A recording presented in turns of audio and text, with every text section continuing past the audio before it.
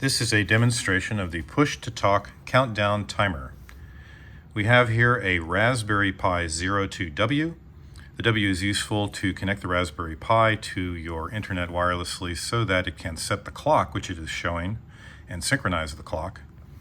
We have a 135 by 240 TFT color display attached to the Raspberry Pi, which also has two buttons which will operate the countdown timer.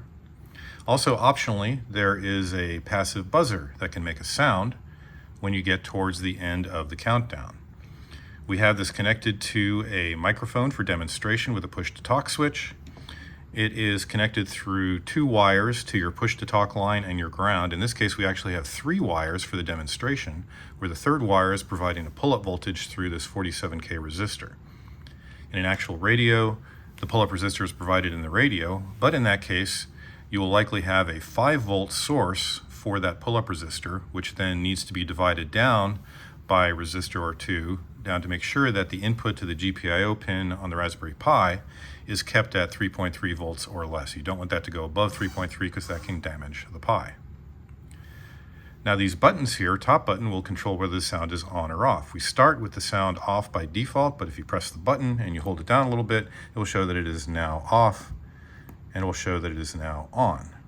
So I'm going to leave the sound on for the demonstration.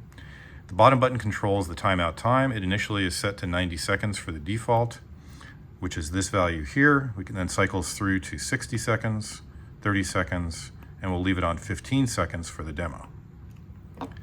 We'll now press the push to talk switch, and you see it's starting to count down from the 15-second timeout value.